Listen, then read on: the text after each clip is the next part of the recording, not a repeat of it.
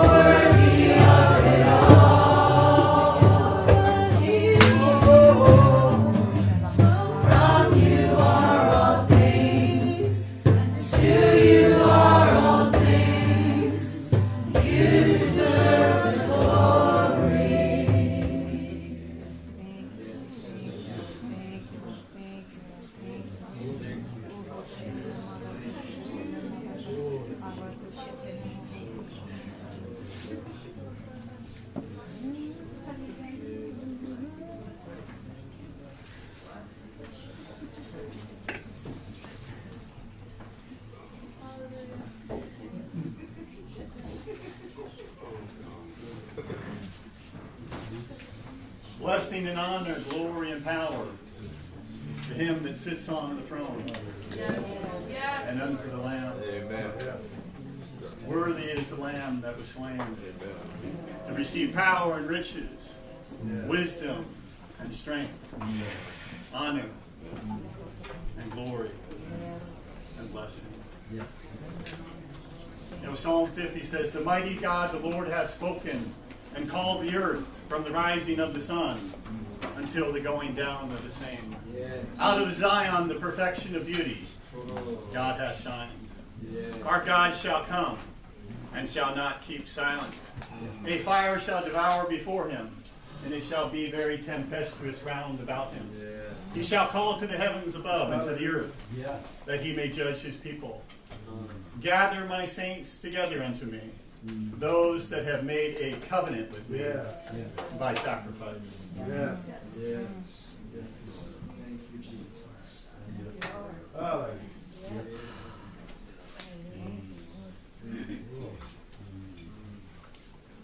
It's my honor to introduce Henry Gruver to you. Some call him the prayer walker, others call him pastor, but I see the apostolic in his life. You know, there are many who call themselves apostles that are not, but it's those that truly bear the burden of the Lord, true apostles. And he's a man difficult to introduce because there could be so many things you could say. But there is a section of Scripture which I believe really speaks to who Henry Gruver is, what he's walked in. And that is in Psalm 89. And in Psalm 89 is the name of his ministry, Joyful Sound Ministries. And I'll just say now that maybe 15 minutes in we can start pastoring the offering bucket. If you want to make a check, make it out to Joyful Sound Ministries. And there'll also be available to sow into this ministry, One Whole Heart Ministry. There'll be a box over there for that. But he is a man worthy of and good seed sown into his ministry. Yes. So in Psalm 89, beginning in verse 13, I say this an amazing section of Scripture. It says,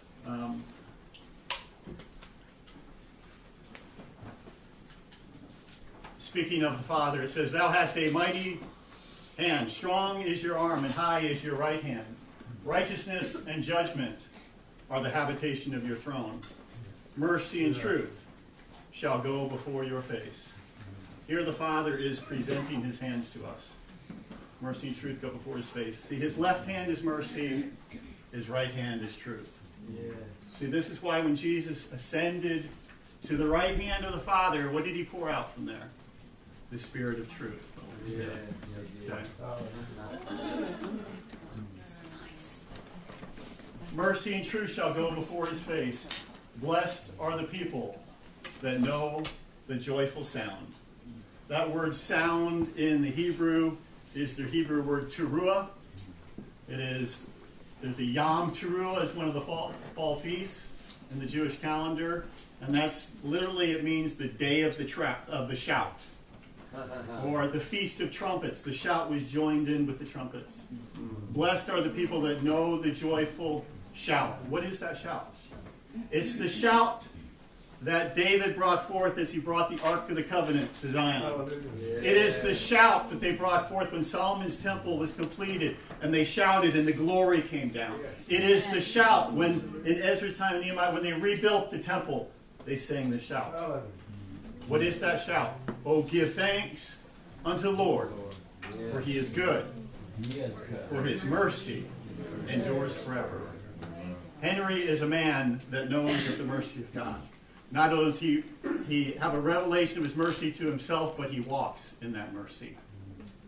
Blessed are the people that know the joyful shout. They shall walk, O Lord, in the light of your face, in the light of your countenance.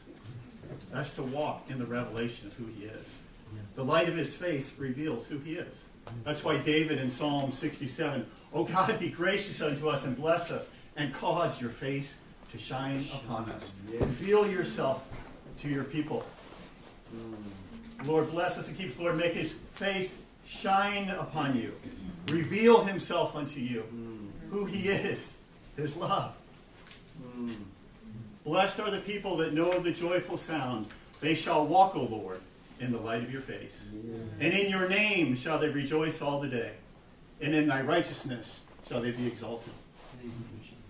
For thou art the glory of their strength. And in thy favor our horn shall be exalted. For the Lord is our defense, the Holy One of Israel, our King. Then thou spakest in vision to the Holy One. Who's the Holy One? Jesus. It's talking about the Father speaking to Jesus. Then thou spakest in vision to the Holy One, and said, I have laid help upon one that is mighty. I have exalted one chosen out of the people. I have found David my servant. With my holy oil have I anointed him. with whom my hand shall be established. He's speaking about his hand of mercy upon David. With whom my hand shall be established. My arm also shall strengthen him. The enemy shall not exact upon him, nor the son of wickedness afflict him. And I will beat down his foes before his face, and I will plague those that hate him. But my faithfulness and my mercy shall be with him. And in my name shall his horn be exalted. And I will set his hand in the sea, and his right hand in the rivers. Hallelujah. He's talking about taking back possession. The first dominion. Henry is a man that walks in an authority. And as he prayer walks the nations of the world, he's taking back dominion of the earth. As he's remitting the sins. And I will set his hand in the sea and his right hand in the rivers. And he shall cry unto me, Thou art my Father, my God, the rock of my salvation. Yes, you are. Hallelujah. And I will make him my firstborn higher than the kings of the earth. Amen. And my mercy will I keep for him forever.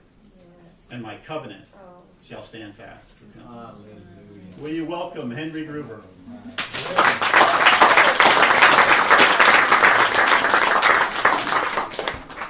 Thank you, Doug. Wow. Wow. Wow. What do I add to that? Amen. I don't know what to add to that. I'm speechless.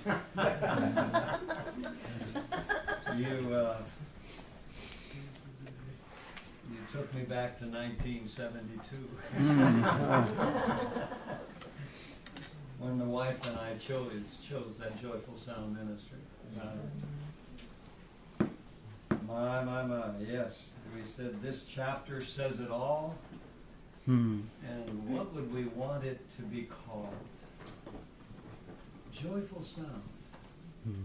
Why? Because truly, the joy of the Lord is our strength.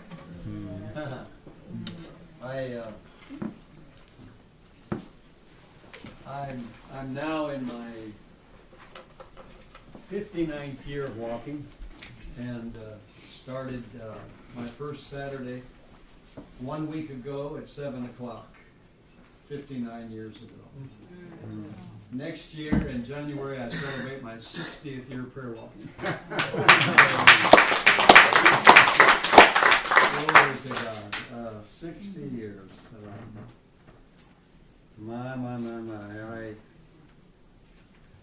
I think back on that first night many times because I had never handed out a gospel tract in my life, but I had made a vow on December the 31st, New Year's Eve, this next year. I will go on the streets and I will personally hand out 100 gospel tracts, and I will not leave the streets till I personally hand out every one of them. Oh dear. I never thought little. I've never thought little. I was attending university at that time in my first semester and majoring for engineering. My plan for my life was electronic engineering. I had no other plan for my life. I didn't care to travel the earth. I wanted to be a homebody. I wanted to have a family that was a model Christian family. That was my design on my life back there in 1960. And I didn't realize what that vow would do to my life. I caution you, young people, use wisdom when you make a vow. You never know where you're going to wind up, do you? You just never know. But one thing for sure, God always remembers that vow. And He doesn't forget even if you do. And you'll keep it. Hallelujah. So, 59 years and 1 week tonight. 54 nations. And I'm still going. Hallelujah. The devil's tried to stop me, but what else is old? One person said, well, you know, the devil's really angry with you. And I said, well, he's always angry. That's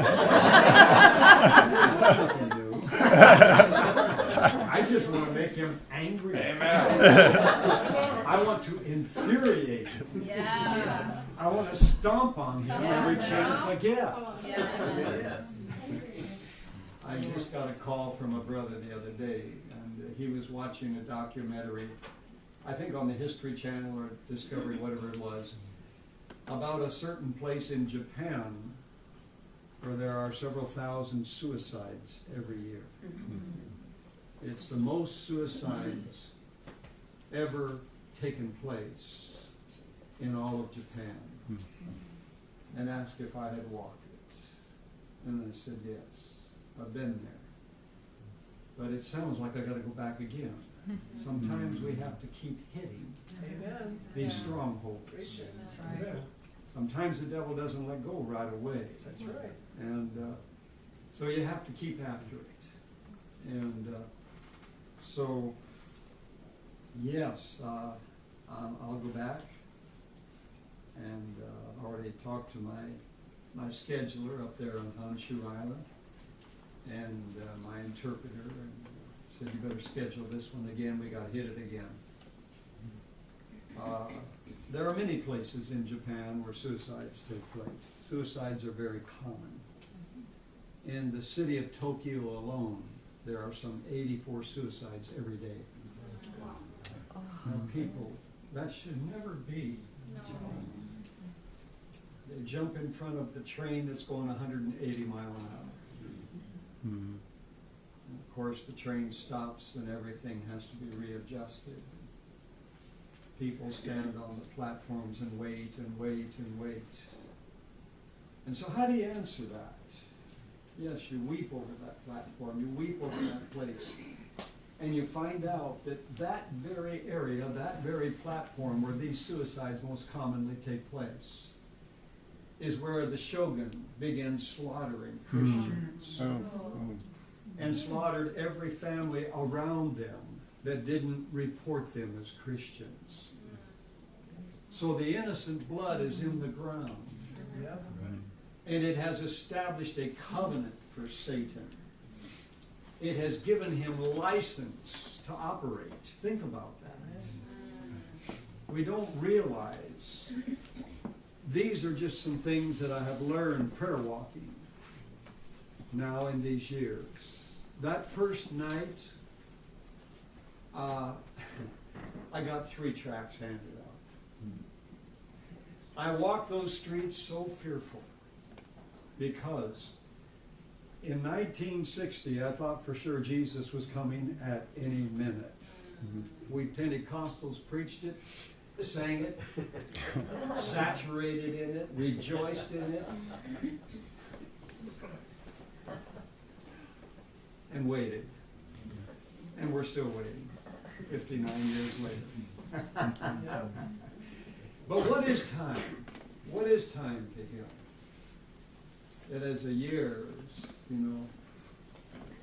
2,000 years is 2 days to him. Time means nothing to him. Nothing to him.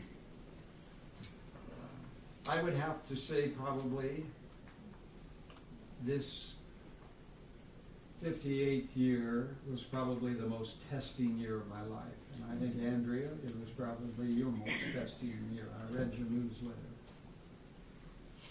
And I said, my, what a test, what a difficulty. But I try to read your newsletters at Christmas time, but I don't get them all read. I appreciate them.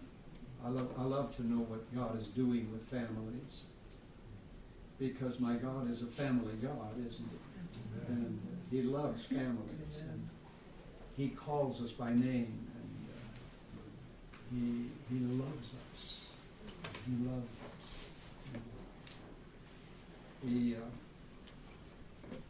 He's so precious.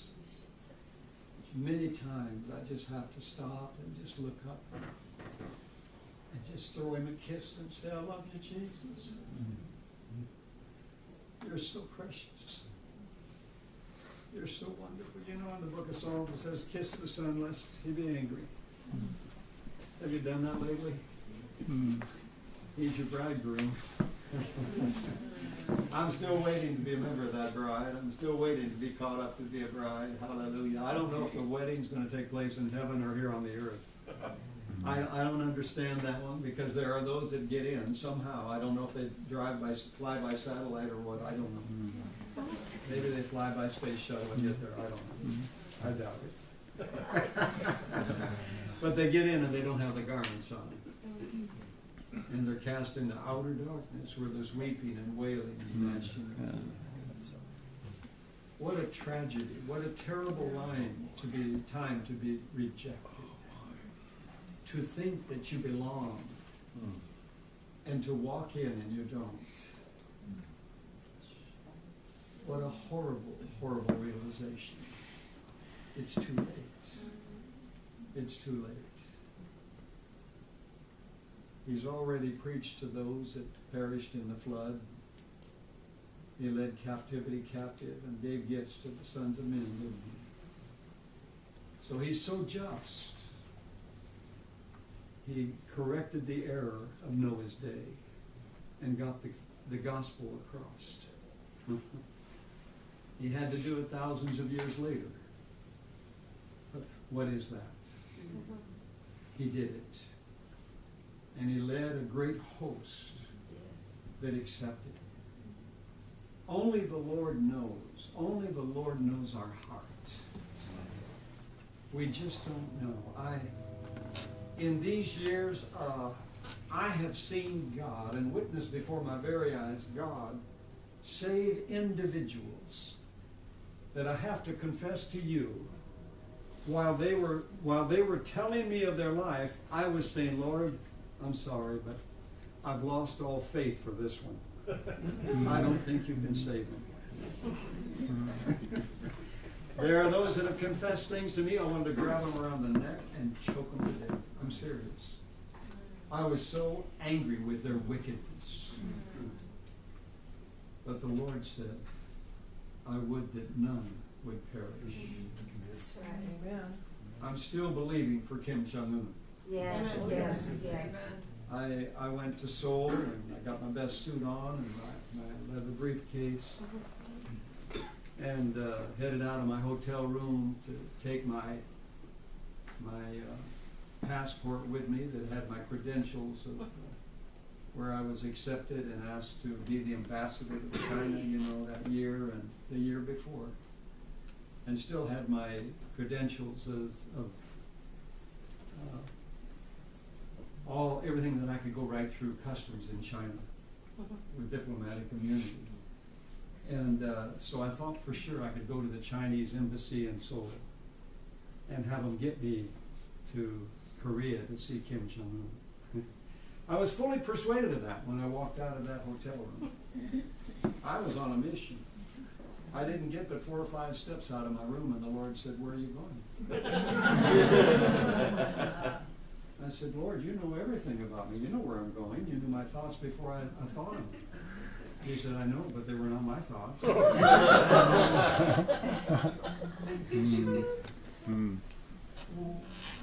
What's wrong? He said, I didn't tell you to do this.